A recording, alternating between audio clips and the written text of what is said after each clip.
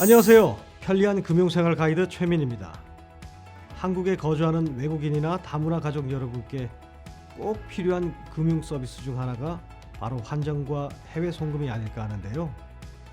이번 5번째 시간은 환율 조회와 환전하기, 해외 송금, 은행의 송금 특화 서비스, 소액 해외 송금 업체 이용하기 등의 알찬 금융 정보를 꽉 채워서 전해드리도록 하겠습니다.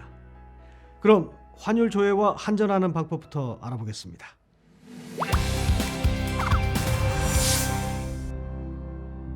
환전에 대한 궁금증 때문에 찾아주셨다고요?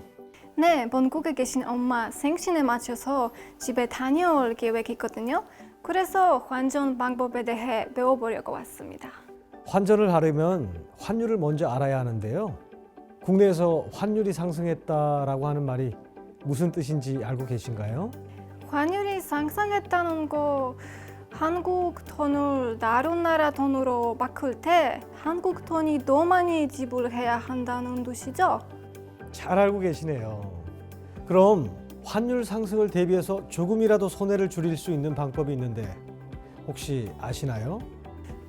글쎄요. 외화 통장을 개설해서 매월 일정액을 적립해가면 일시에 외화를 바꿀 때보다 환율 상승에 따른 손해를 줄일 수 있습니다. 외화 통장 기억해둬야겠네요.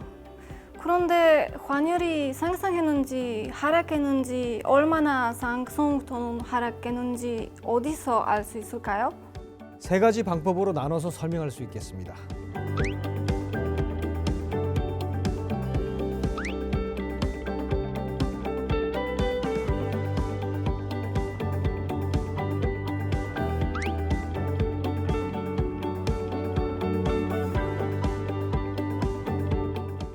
환전 방법 중 은행 창구를 이용한 환전 절차를 알아보겠습니다. 먼저 신분증을 반드시 준비해 주세요.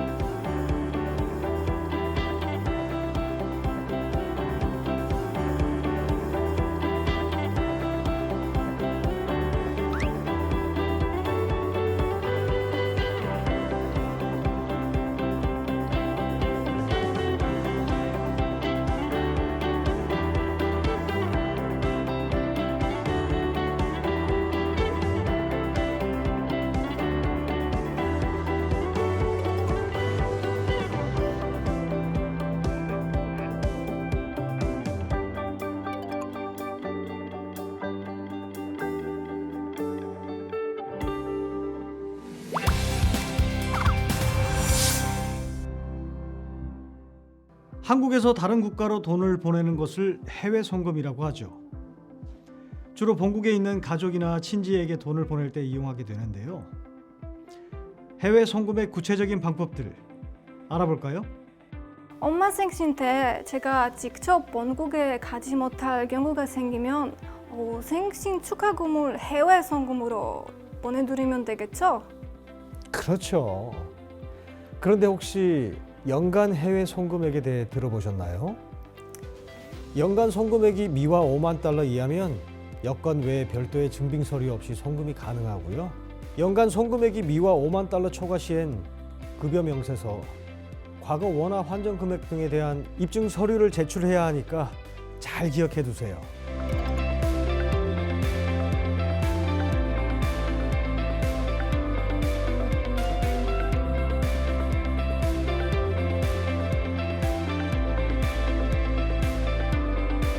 해외 송금할 때 수수료가 만만치 않은데 저렴하게 해주겠다는 사설 브로커가 있으면 거래해도 괜찮아요? 해외 송금 사설 브로커 주의하셔야 합니다. 수수료를 아끼기 위해 간혹 사설 브로커를 통해 해외 송금하는 경우가 있는데요. 중간에 돈을 가로채 사라지는 사고가 많이 발생하고 있으며 무등록 시설 브로커가 외국으로 돈을 송금해 주는 것은 불법이므로 각별히 주의하셔야 합니다. 해외 송금이 익숙치 않으시다면 은행을 방문해서 안내받으며 송금하는 안전한 방법이 있습니다. 하지만 다른 상공 방식에 비해 수수료가 비싸요. 또 은행 영업시간에만 송금이 가능하다는 점도 유의하시기 바랍니다.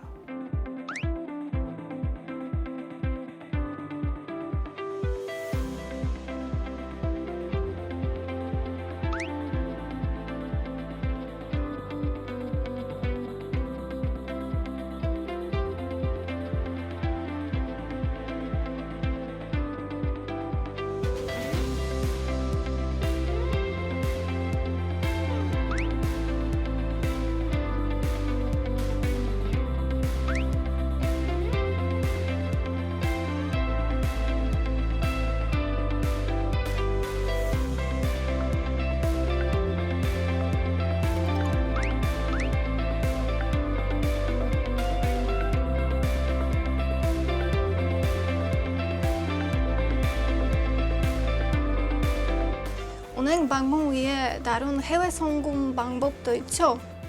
인터넷 뱅킹이나 모바일 뱅킹을 통한 해외 송금이 있는데요. 단 그 전에 신분증을 가지고 거래하고자 하는 은행에 방문해서 직원의 안내에 따라 필요한 사전 업무를 처리해 주셔야 하는데요. 어떤 업무들이 있는지 알아보겠습니다.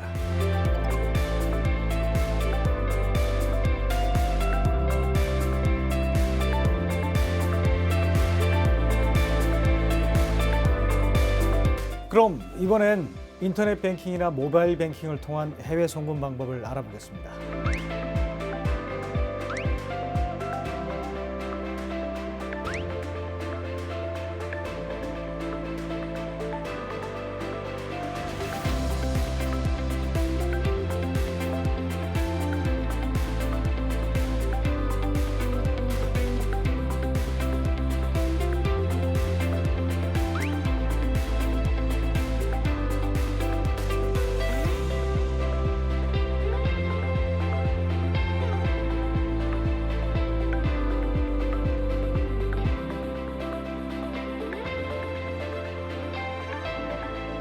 해외 송금 시 수수료를 조금이라도 아낄 수 있는 방법이 있습니다.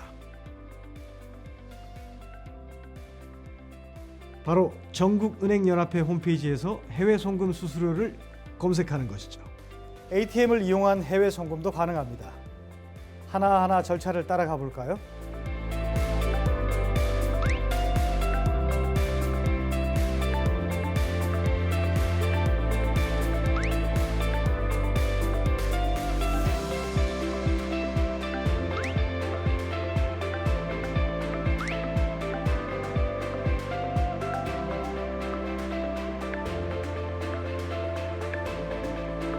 해외 송금 보통 나라마다 다르지만 1일에서 3일 정도 걸리잖아요.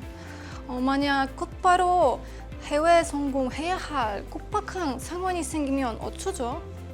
해외 송금 전문 회사를 이용하면 빠르면 10분 안에 송금할 수 있습니다. 빠르게 해외 송금을 할 수 있는 장점이 있는 반면 송금액에 따라 수수료나 환율 적용에 있어 은행보다 불리할 수 있으므로 잘 따져보셔야 합니다. 또 일부 국가나 도시는 송금 전문 회사에 가맹점이 없을 수도 있기 때문에 서비스 가능 여부부터 확인하세요.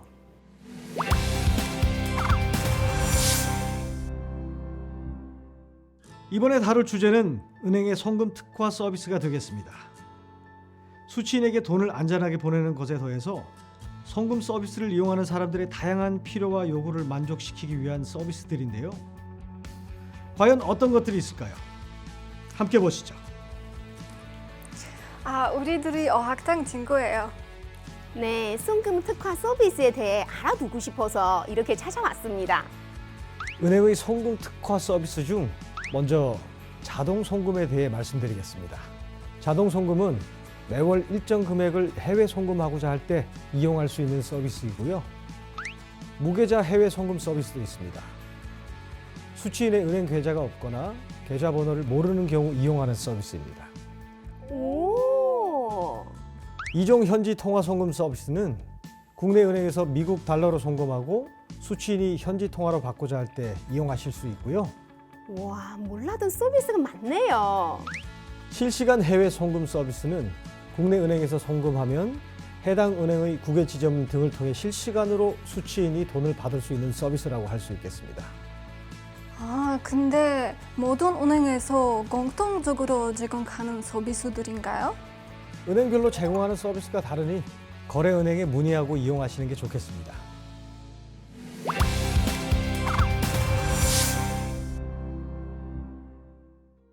여러분, 혹시 핀테크 소액 해외 송금 업체를 이용해 보신 적 있나요? 핀테크를 통해 24시간 온라인 해외 송금 서비스를 전문으로 제공하는 업체들이기 때문에 은행을 통한 해외 송금에 비해 장점도 있지만 주의사항 또한 있다고 하는데요. 함께 알아보시죠. 제 친구가 소액 해외 송금 업체를 이용한다는 얘기를 하던데요. 소액이면 금액이 어느 정도 가능한 건지, 또 수수료는 어떤지 자세히 좀 알 수 있을까요? 소액 해외 송금 업체 이용해서 송금 시에는 건당 미화 5,000달러 이하, 연간 미화 5만 달러까지 가능하고요. 경우에 따라 은행 대비 최대 90%까지 수수료가 저렴할 수 있고 당일 또는 다음 날 빠르게 송금액을 받을 수 있다는 장점이 있습니다. 수수료도 저렴하고 송금도 빠르고 너무 좋은데 주의할 점이 있을까요? 업체에 따라 이용 방식이 다르기 때문에 착오 송금이 종종 발생하고 있습니다. 거래하시는 소액 해외 송금 업체 이용 방법을 숙지하실 필요가 있겠습니다. 아, 그렇군요. 혹시 사용하게 되면 꼭 숙지하도록 하겠습니다. 소액 해외 송금 업체 이용 시 주의사항을 알려드리면서 이 시간 마칠까 합니다.